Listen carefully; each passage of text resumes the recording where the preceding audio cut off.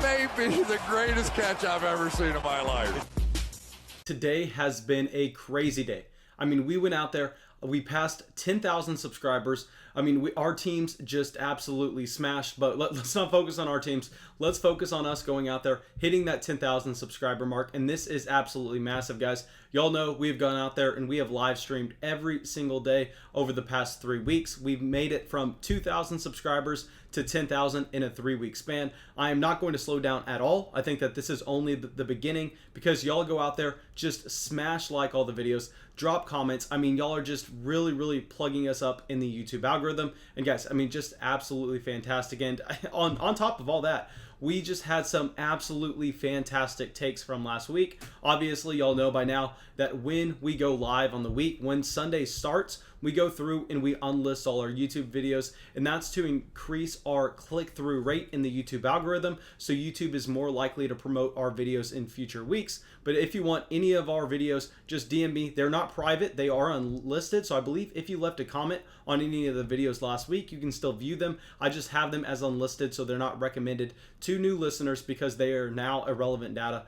But at this point, I mean, let's not talk about anything else because we have a ton of players. We have a ton of overall situations to get to in this video. And first, let's talk about the first lesson we learned in fantasy football in week 4. And this is going to be the Dallas Cowboys are going to ball each and every week. I mean, if they are going up against pretty much any offense in the NFL, I think that we should expect just a massive game from both sides. I mean, going out there, seeing that Amari Cooper is currently the #1 wide receiver overall in fantasy football and our #1 trade target. I mean, the guy that we are just begging y'all to go out there and trade for after week 1. CeeDee Lamb is continuing to emerge as a top target. Right now, I believe CeeDee Lamb is actually probably like a top 12 or top 15 player in fantasy football at the wide receiver position. I mean, this is an overall situation where I think we continue to see these players go out here and dominate because Dallas does not have a defense of any kind, and we know that Dak Prescott is just an fantastic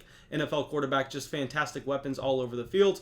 I hope y'all went out there, sold Michael Gallup high like I told y'all to last week, went out there and bought into CeeDee Lamb because, guys, I mean, CeeDee Lamb is the truth. He is just so talented at every level of the football field. He can win. He can beat one-on-one coverage. He can dominate zone. I mean, just there's nothing this wide receiver can't do. CeeDee Lamb is really going to emerge and going to continue to be a high-end wide receiver too in fantasy, with the Dallas Cowboys defense just not being existent and Dak Prescott having to go out there and having to throw for 450 yards every game. Now, let's get to the second lesson learned, and I probably should have learned this lesson last week, but I was too ignorant. I wanted to go out there, I wanted to look the other way, and I wanted to just believe. But I believe now it is fully time to say that Robby Anderson is indeed the wide receiver 1 on the Carolina Panthers. Now, I was not willing to give up hope coming into this week. I really wanted that wide receiver to be DJ Moore, but we continue to see Robby Anderson, who prototypes as the speed wide receiver that looks to be the guy that would just go down there and stretch the field. He's being used more all over the field. He's running a lot of crossing routes. I mean, he's just seeing these 4-yard slants that are just going for a ton of yards after the catch because we know that Robby Anderson has the speed, he has the playmaking ability, and we just did not necessarily think that this was going to be his role in the offense. And DJ Moore is kind of being used more down the field, which is very surprising if you looked at how he was used in last year's system. But maybe this is something that we need to kind of reprogram in our brains because this is a completely different coaching staff. So I think now that we have a 4-week sample on it, it's safe to say that the data we have last year is, I don't want to say completely irrelevant at this point, but I think that the sample size that we have over the first month is going to be a lot more accurate in how we can project these 2 wide receivers to be used in this offense going forward.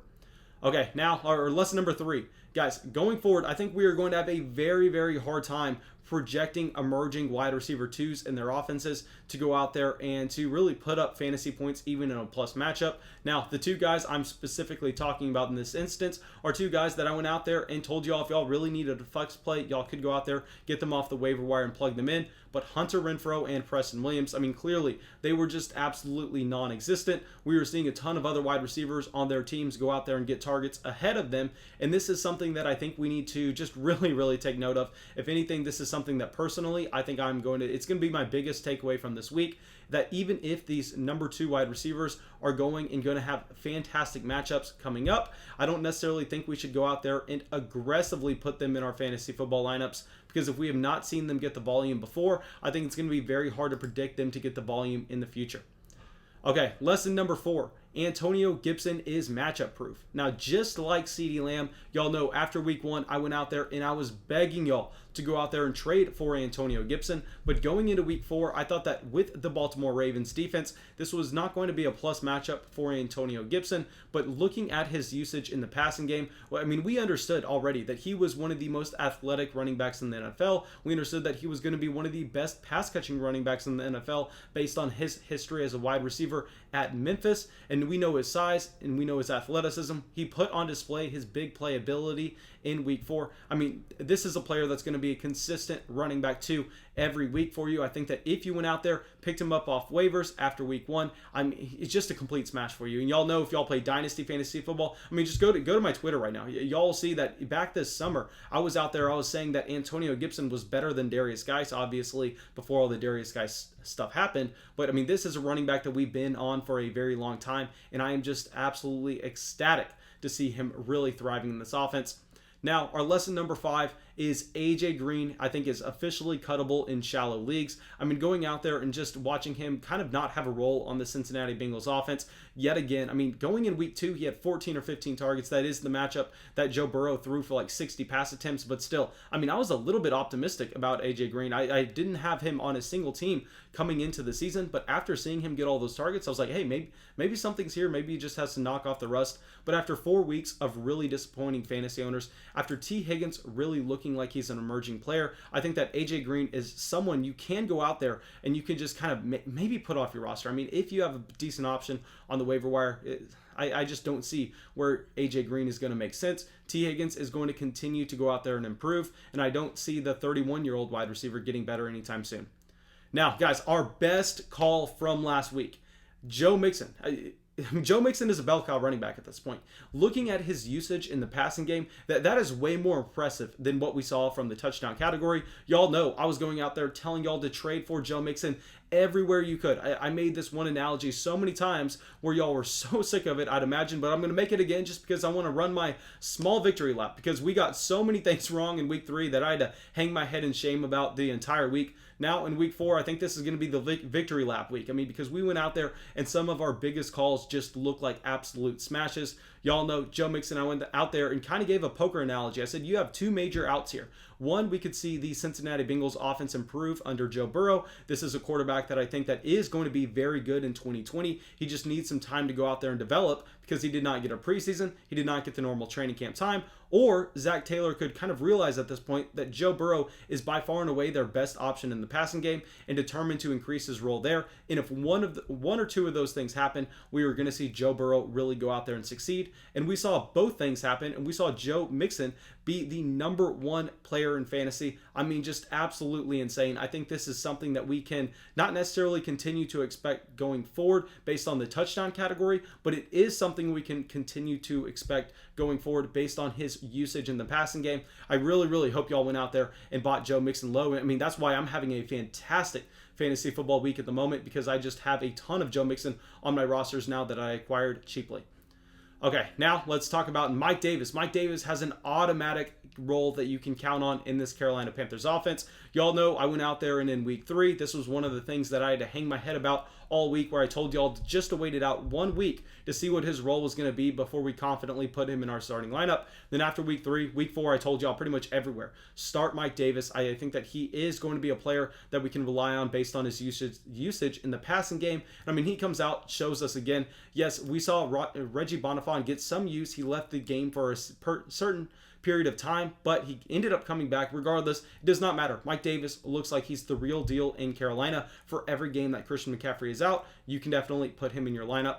Now, a player that I made our number 1 waiver wire priority this past week, Justin Jefferson. Now, yes, I did go out there and tell a ton of people not to play Justin Jefferson, kind of similar to Mike Davis last week. I told you all I wanted to see what his role was going to be in this offense, but this kind of lesson learned is not necessarily specifically about Justin Jefferson, but it's about Justin Jefferson truly unlocking this Minnesota Vikings offense. Y'all know I was pretty much completely out on the Minnesota Vikings offense through 2 weeks. I was telling y'all to sell Adam Thielen. I was telling y'all to sell Dalvin Cook. I just did not believe that they were going to be able to move the ball down the field without Stephon Diggs. And while we did love Justin Jefferson coming into the NFL draft, I just thought that based on him having no training camp reports whatsoever, when every other team was coming out saying, oh my God, our rookie wide receiver is about the best thing to ever hit the planet, and we heard crickets with Justin Jefferson. I thought that this wide receiver was going to take longer to progress throughout the season. He did come in at an extremely young age. I think going through the pre-draft process, he was like 20 years old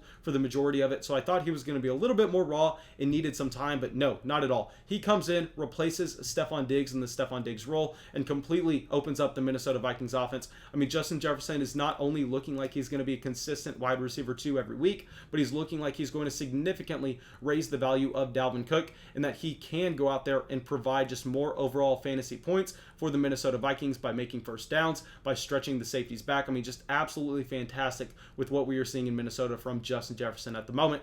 Now, guys, another reason we are having a fantastic week is y'all know I have George Kittle everywhere. Over the summer, this was a player I was aggressively going out there and trying to acquire. And I mean, guys, George Kittle right now looks like the clear tight end 1 over Travis Kelce. I mean, the usage that he's seeing in this offense with Brandon Ayuk and with Deebo Samuel both active, I mean, I think this is something that we can continue to expect. We understand that George Kittle, from a talent perspective, in my opinion, I've been saying it all summer, you look at the PFF grades from last season, I mean, he looks like the best tight end that we've seen over the past decade. I mean, he looks like right up there with peak Rob Gronkowski. I mean, this guy is legit. I think that you should go out there and you should expect, if you have him on your roster, he is going to be just a game changer for you from here on out. And those teams where I do have him, I mean, guys, I am so excited.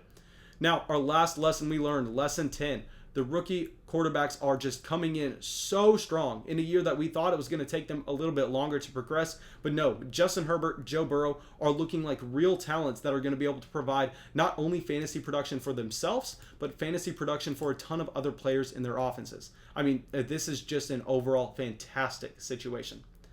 Now, thank you guys. I truly appreciate y'all coming out here and checking out the video. And thank y'all for all the support leading up to 10,000 subscribers. Guys, just give us another month. We'll be at 25,000. And then give us until next season. We'll be at 100,000. We are well on our way. And thank y'all so much for all the support. And I really hope that y'all had as good of a week as I did.